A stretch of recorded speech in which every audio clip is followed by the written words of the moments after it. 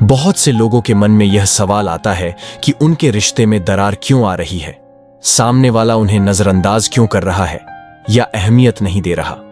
अगर वह जवाब देता भी है तो छोटा सा और फिर गायब हो जाता है, और कई बार तो घंटों तक कोई प्रतिक्रिया नहीं मिलती। इससे ऐसा लगता है कि हमारी कोई कद्र नहीं है, और इसका असर हमारे मानसिक और शारीरिक स्वास्थ्य पर पड़ता है।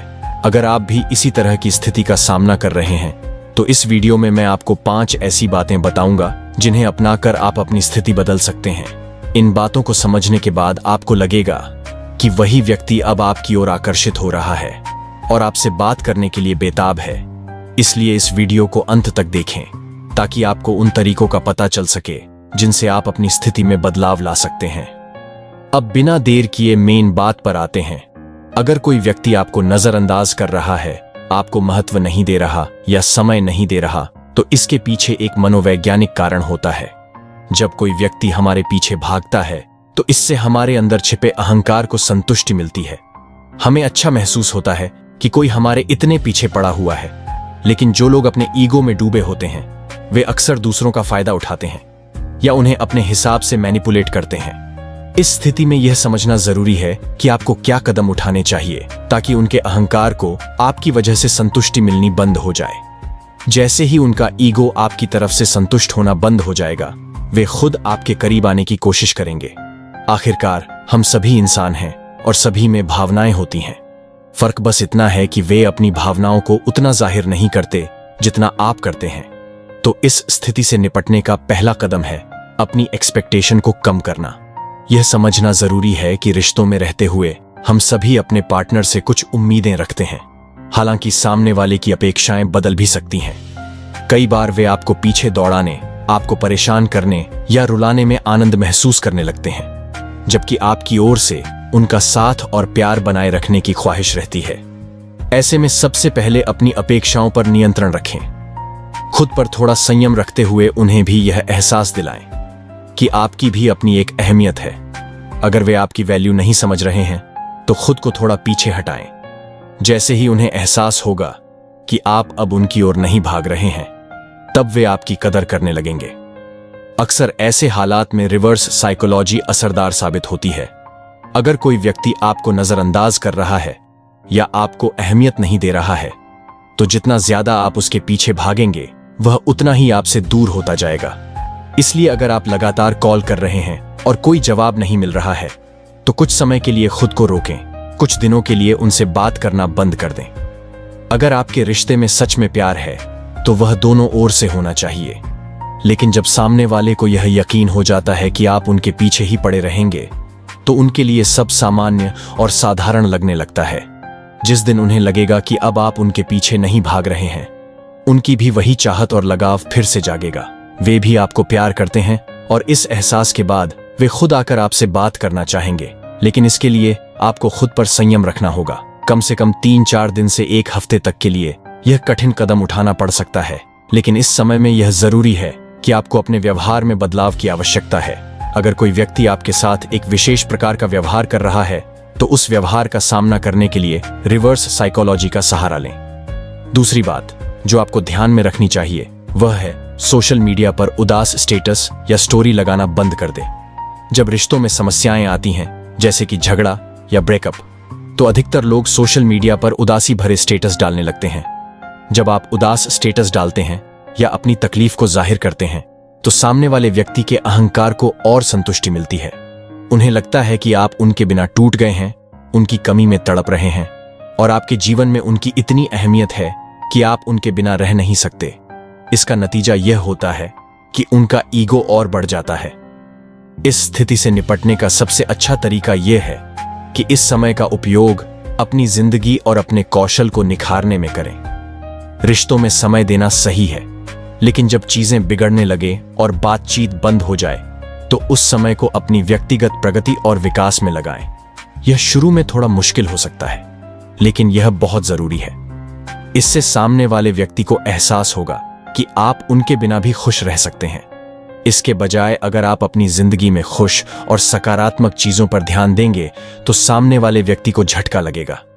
जब आप उदासी की बजाय खुशी और सफलता से जुड़ी चीजें शेयर करेंगे तो उन्हें लगेगा कि अब आप उनकी पकड़ से बाहर जा रहे हैं।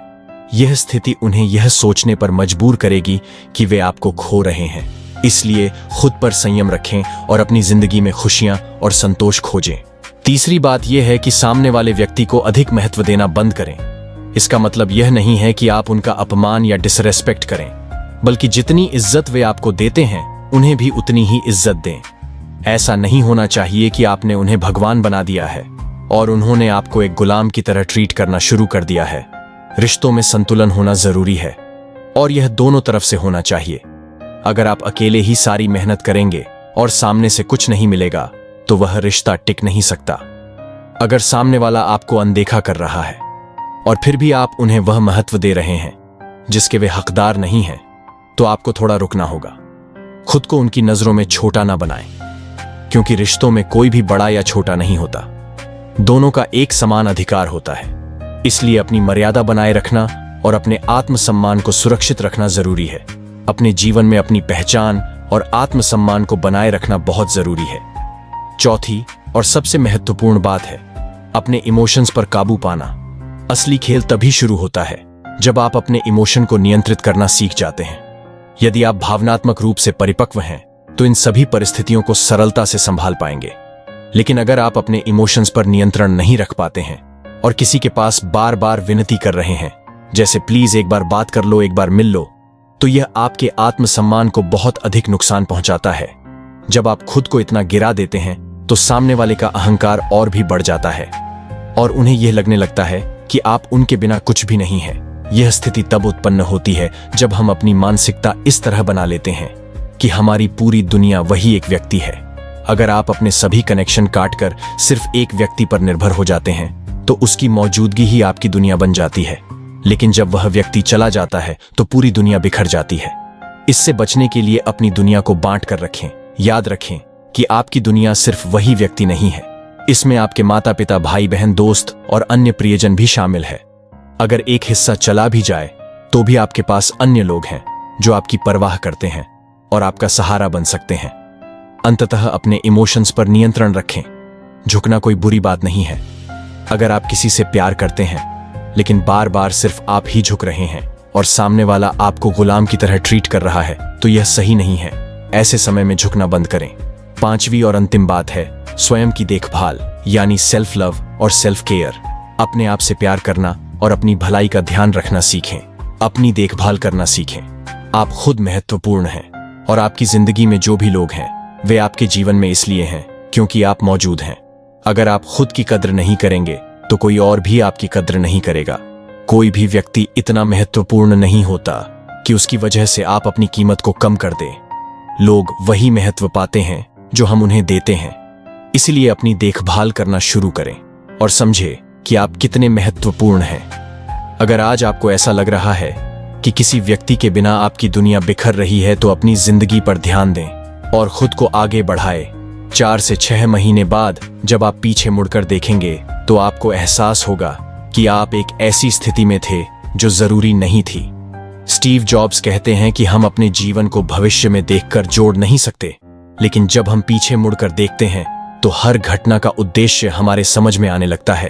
अगर आप खुद पर काम कर रहे हैं, अपनी देखभाल कर रहे हैं और अपने विकास पर ध्यान दे रहे हैं तो आप एक बेहतरीन इंसान बन सकते हैं। अगर आपने इन 5 बातों पर काम कर लिया तो दुनिया का कोई भी व्यक्ति आपको छोड़कर जाने की हिम्मत भी नहीं करेगा। वे आपकी इज्जत न करने और आपकी वैल्यू न समझने पर पछताएंगे। अपने आप पर काम करना शुरू करें, क्योंकि आपकी खुद की अहमियत से अधिक दुनिया में कोई भी चीज महत्वपूर्ण नहीं है। तो दोस्तों, उम्मीद करता हूं कि इस वीडियो से आपको कुछ समझ आया होगा। इस तरह के और वीडियोस के लिए हमारे चैनल को सब्सक्राइब जरूर करें। धन्यवाद।